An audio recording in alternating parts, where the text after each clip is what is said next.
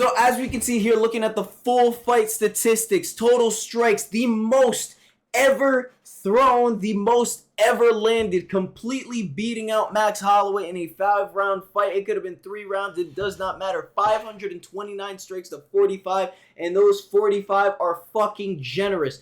I don't know how they score a takedown for Duplessis, but they scored a takedown for him. 12-1. Absolutely demolished in every category. Let's start off with round 1. Round 1 was just misnomer. It looked like it should have been Bo Nickal odds out there, with Chimaev taking Duplessis down in 7 seconds. Nobody has stood up with Chimaev in 60 seconds. Nobody has made it out of the first minute and not been taken down. The closest person has been Gilbert Burns. Just how good is Gilbert Burns to be the only man to drop Khamzat Chimaev, to get Khamzat Chimaev off of him and show him, even if it was at 170 pounds, that, hey, you want to come to the ground with me? It's going to fucking suck. All right? DDP, he tried his best, but the strength and the attitude and the mindset of Khamzat just absolutely wiped the floor with any type of confidence DDP could have had.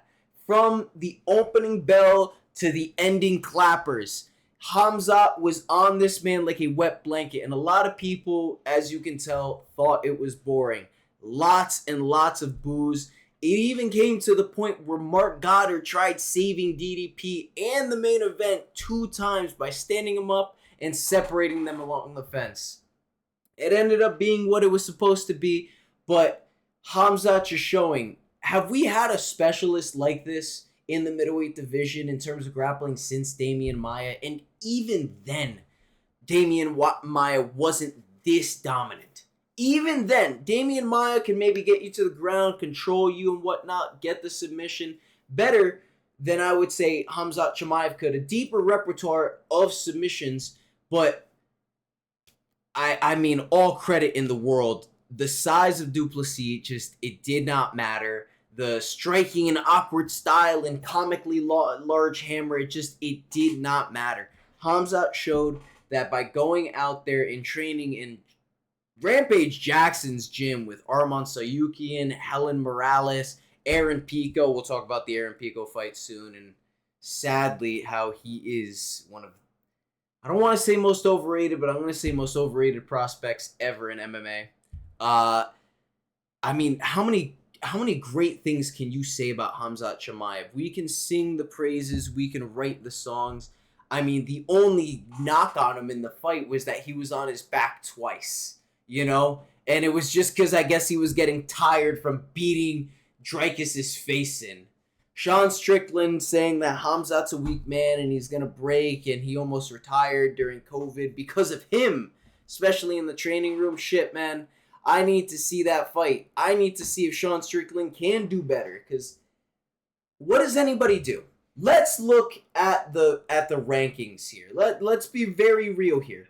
We have Nasruddin Imavov at he's going to be number 2. Dreykus is going to be number 1 come, Tuesday when new rankings come out. But Sean Strickland, Israel Adesanya, let's be real here. Dreykus isn't going to do much of a difference. I don't think regardless of his defenses and how he's been fighting, I don't think it warrants him getting a rematch. You get what I mean? I just don't think it does. I think if you went out there and it was competitive, maybe 1 round, 2 rounds, you could argue for a rematch. You could argue for spots in the fights where it's like, Dreykus, maybe if there was a little bit of time at the end of that round, or maybe, if this didn't go that way, but there's no way you can argue for a rematch. So we have Imavov, Bahalio, Renier de Ritter, and Anthony Hernandez making his way and saying, hey, dude, I think I'm the guy. I think I'm the guy, but I don't know if anybody is the guy besides Khamzat. I mean, seriously, what do you do? It makes me... he called out Gordon Ryan. I don't know if anybody heard of this. Khamzat Chimaev called out Gordon Ryan to a grappling match. And you know something? Gordon is the best grappler on the planet by a long shot. But seeing this, dude, I mean, what does Gordon do? What does Gordon do against this pressure, this Dagestani wrestling, this wrestling that, I mean, can Gordon get out of that crucifix position? Regardless if strikes are involved or not, can Gordon get out of that? Can Gordon get out and make something work from half guard, from side control? Can he get himself out of these bad positions? Because from what I see, unless Chimaev is all that tired, I don't think he's going to end up on his back. I think Chimaev is going to be king for a long time to come. And from what I've heard, apparently Imavov and Chimaev used to train, and it didn't go too well for Imavov. But things change. Practice is practice, and you've seen it in the TJ Dillashaw and Cody Garbrandt matches. Practice is practice. You're there to help your training partners. You're not there to just win practice. So, take that with a grain of salt. So, moving on to the co-main event. We have Lerone Murphy and Aaron Pico. Now, I said on stream I think Pico is going to win. But at the same time, if you've paid attention to any of his fights, yes, the man comes out swinging, as he said. The man comes out for a finish. But you know what? As Mike Tyson said, if you're looking for a finish, you're not going to win a decision. And if it doesn't go to decision and you didn't get the knockdown, more than likely, you got knocked out. And that's exactly what happened. I can't say that I see the potential. He's 28 years old. He's been in MMA for a while. He's been wrestling. He's been boxing for a while now. I remember Freddie Roach was singing high praises about him, saying that this dude's in here with Andre Ward giving him problems. This 18, 19-year-old kid is just so sophisticated, can really just put the hands on people. This man won the Olympic trials at 18. Such a special fucking specimen.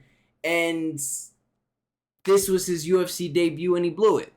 Granted, yeah, against Lerone Murphy, who proved that he is not the Leon Edwards of the featherweight division, proving that I got some finishes up my sleeve. I'm undefeated for a reason, and you know what? Maybe I did have to fucking push up Edson Barbosa against the fence. Maybe I did have to make it a slow fight against Josh Emmett. But against Aaron Pico, a guy who wasn't even champion in Bellator, no, I got this.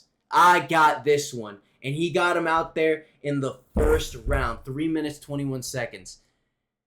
Pico was throwing haymakers. He was loading up on every punch. But as I was saying during the fight, the commentators were praising his boxing.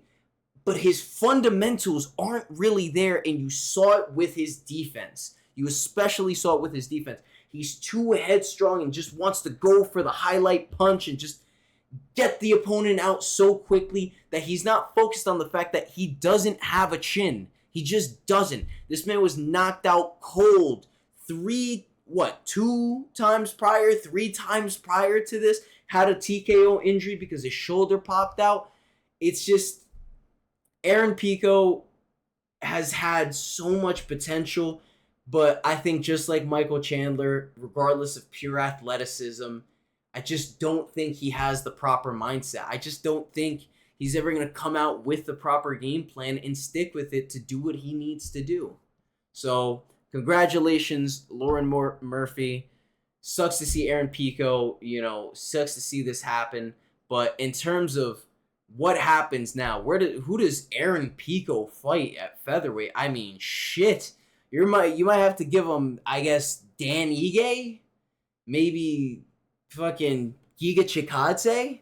Somebody in the top 15, maybe, if you still want to make this guy a star. But that was a brutal knockout, and you got to be very realistic here. His chin is on the same fucking sidewalk that Johnny Walker's is at, and it's right across from Retirement Ave.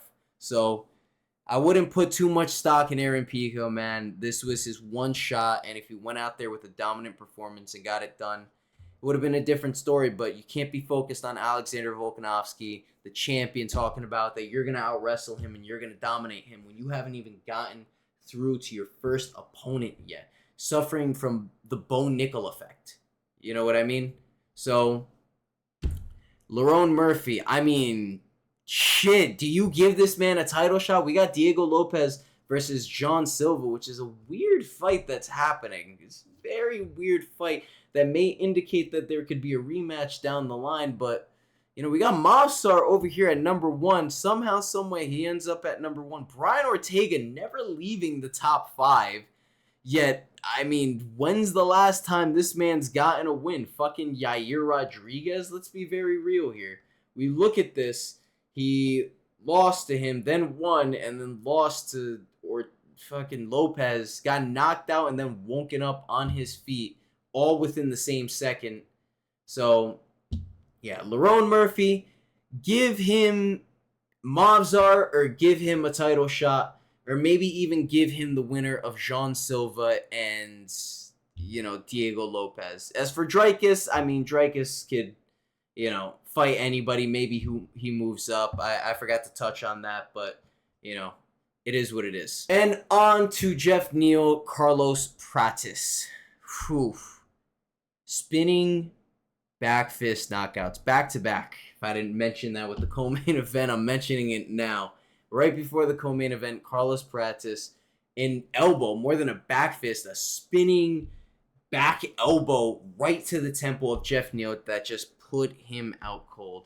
Jeff Neal, as tough as they come, has had to battle through a lot, go through a lot of adversity outside of the cage, dealing with staph infection that almost killed him, shut down many of his organs, and people who have had sepsis know that that's a long, long road of recovery, and you never really feel all the same again, But credit to him for being tough, going out there and trying to compete with the young fighting nerd contender Carlos Pratis, who showed that, hey, I know I lost in that Ian Gary fight, but I can make a name for myself. I can make a genuine name for myself. I can get that one back. Maybe I won't stop smoking cigarettes, but I sure as hell know that if you give me a Leon Edwards, maybe not a Sean Brady, maybe a Bilal Muhammad, a Leon Edwards, maybe even a Kamaru Usman, I can go out there, put on a spectacular performance, and show the world that, hey, the fighting nerds are here, and we are going to be champion at 170, 185, and wherever we decide to fight in. And moving on to Michael Page versus Jared Cannonier. Michael Page went out there, knocked Jared Cannonier down twice. In the third round, Cannonier was able to establish a takedown, get top control, and just control and maybe pray for a victory. And even if he did win that round, it was 29-28 at the end of the day. He just couldn't come back from those 2 knockdowns. He couldn't come back from the superb striking, the point fighting karate master of Michael Page, which, if it were up to me, if I'm making the next fight, I know a lot of people might disagree with this and say it ended up being boring, but get him in there with Israel Adesanya. I know Page said that it would take a lot of money to get those boys in there to fight, but shit, you are in the top 10 of the middleweight division now. Isn't that crazy? Is that not insane? Michael Page is ranked both at welterweight and middleweight. He was doing middleweight as a side quest just because, I don't know, I just haven't found the fight at 170 yet, so I just decided to not cut as much weight. So here he is, basically, I guess, being what we all thought Kevin Holland was going to be, fighting in 2 different divisions, pulling the Khamzat Chimaev and just taking all comers, showing everybody, if Khamzat's dominant on the ground, I'm just as dominant on the feet. I can stick my tongue out at you. I can fucking flip you off. I can do the Macarena. It does not matter. You're never touching this pretty face.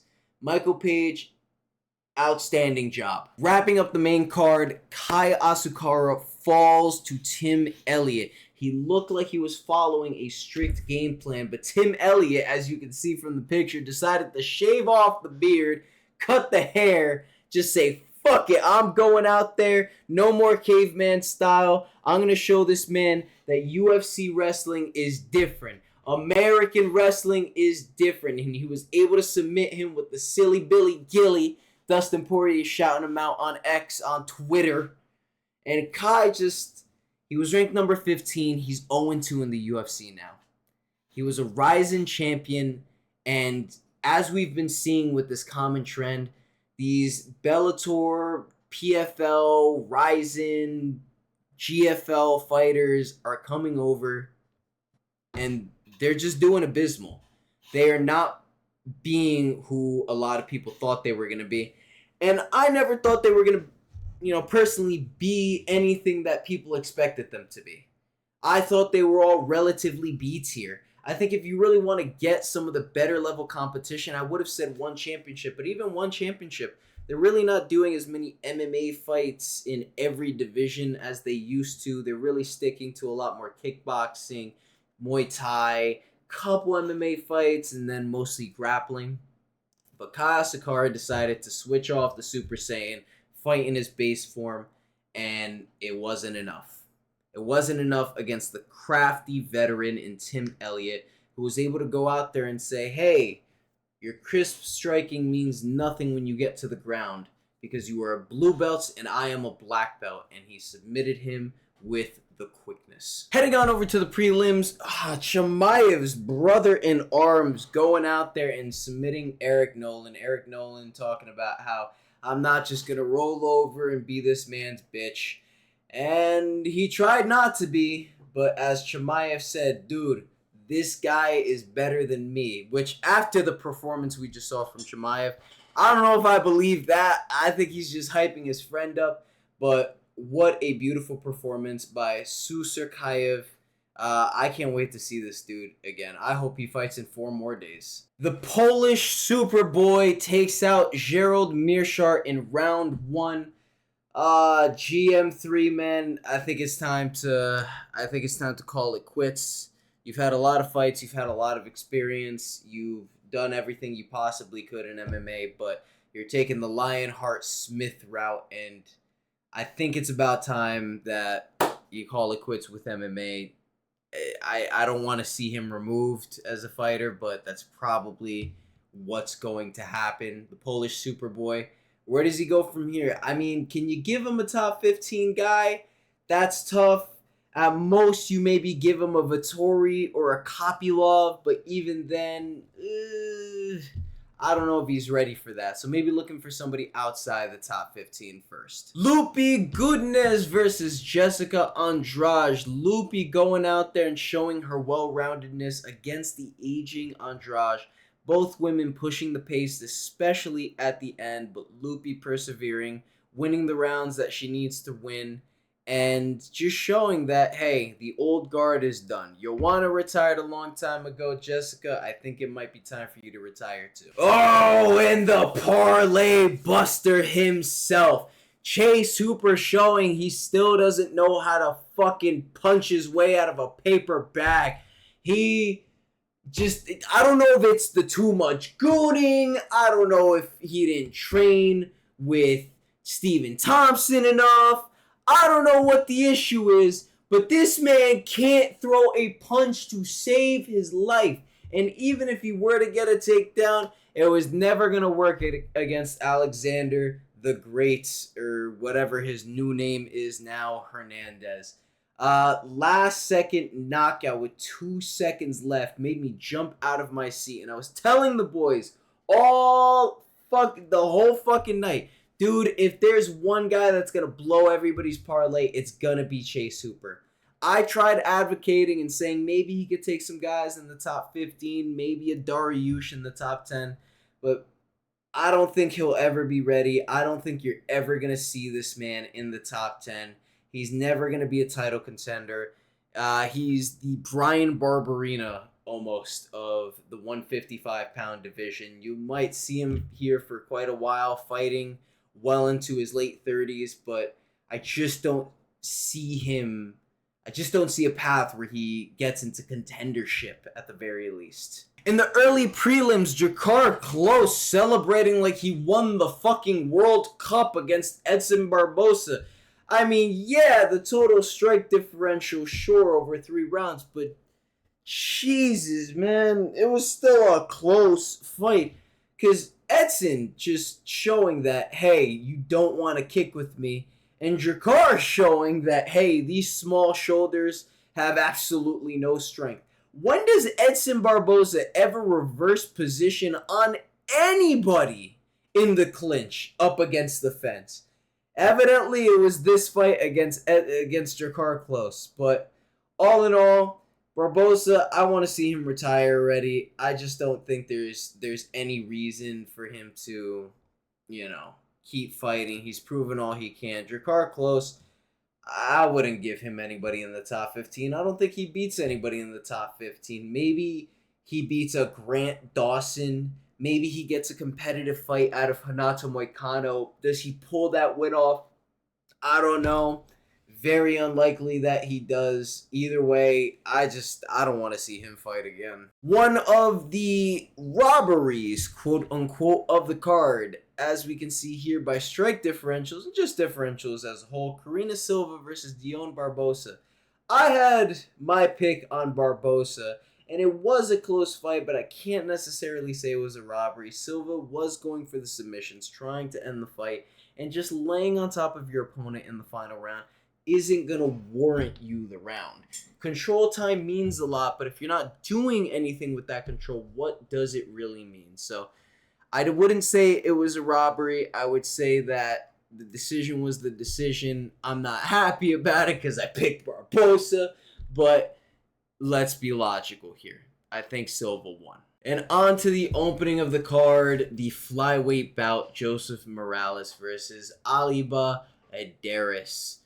Daniel Cormier is never going to live this one down. He is constantly number 2 against the GOATs. The GOATs in Stipe, the GOATs in Jones, and the GOATs in Chael Sonnen. Chael Sonnen's protege, Joseph Morales, goes out there on the tough finale and just proves that you could train with all the Dagestanis and AKA veterans that you want, man. Let me show you what Anderson Silva taught Chael Sonnen. And he gets a alibi in a triangle choke, ends it off in the second round. Striking was close, Morales showed that, hey, maybe my wrestling is not to be trifled with. Maybe my grappling isn't as bad as you might think it is. But all in all, dude, bonuses all around. I know Lerone Murphy got a bonus for his KO. I would say that Alibi and Joseph Morales maybe deserve a bonus themselves, putting on a good fight. God, it is super late. It is 1:37. What a fantastic card. If I had to rate it out of 10, I would give this card hype value, delivery of everything. I'll give it a 7. I'm going to have to give it a 7. Regardless of the main event, 5-round wet blanket fuckfest. Just the co-main event with Lerone Murphy, fantastic. 2 spinning back-to-back elbows right to the fucking temple. Just out like a light for both of them. Michael Page showing that he's just one of the greatest strikers, not only in MMA or the UFC, but ever. Kaya Sakura just can't compete in the UFC. If Japan has any hope of winning any title, it is going to be Tatsura Taira. And then Chimaev's friend is who he will be known as for now until he can establish his name.